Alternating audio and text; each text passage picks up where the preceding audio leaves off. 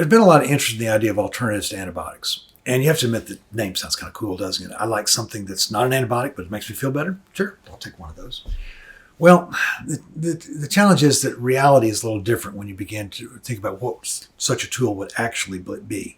And I would encourage you to read about this. There are a number of newsletters and papers about it. Look at the links below. Because the idea, when you get down to a specific product, you begin to hit some specific kinds of problems. And the theme for this little video is that of agents that augment. So this is the class of alternative where the alternative doesn't actually treat the infection per se, but rather it does something to get in the way of the infection.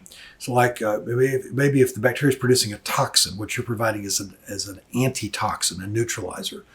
Or maybe it's something to enhance your immune system so that you fight the infection off better with or without an antibiotic at the side.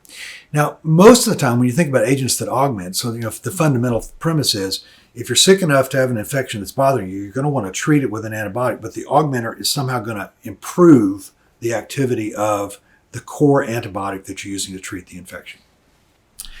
And it's that theme about agents that augment that is the hurdle.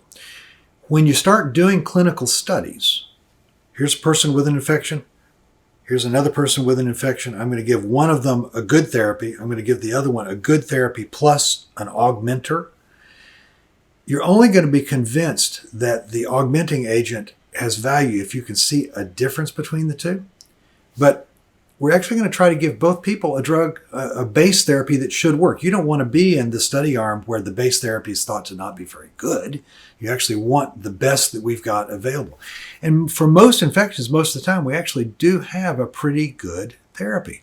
And this leads you into the problem of non-inferiority versus superiority. In effect, in this study, we actually have to demonstrate that if I take a group of people and just give them the base therapy and another group of people and give them the combination, you actually do better in the group that gets the combination therapy. Now, it's the numerical issue that begins to get you in trouble here, because our good therapies these days in the group that just gets the base therapy tend to have an 85-90% response rate, kind of whatever endpoint you're talking about, 85-90% response rate. And that means there's only a little bit above that in which the augmenter could improve the other group. Because once you're better, you can't get better than better. I mean, you're better. You've actually got to bump into that next category up. And the difficulty is that last 10 to 15%, when you do clinical studies, you begin to realize that in any given trial, there are actually some people who just can't get better. They've come into the study too late. There's just going to be stuff that goes wrong. And so of that 10 to 15%, you got to say some of them just are never going to get better. And that leaves even a smaller group in which, in theory, your augmenter could show its stuff. So let's pretend that we have an augmenting agent that goes from 85% to 90% better. Ooh, that's actually hard to measure. It takes a very large study.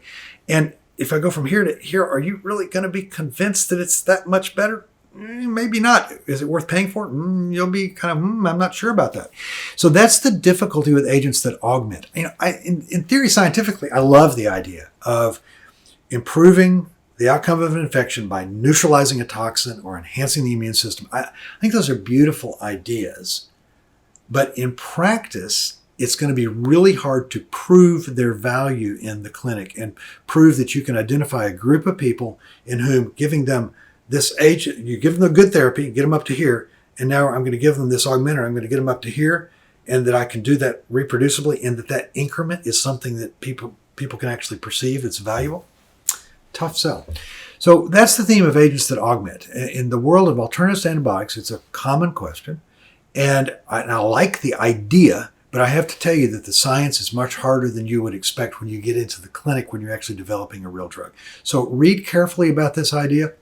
And also recognize that it's not a regulatory problem. The regulators aren't saying you can't do this. They're saying that, like anybody else, show me that it does something. We're articulating something that all of us say, which is, I want to know what's the incremental value of using the tool.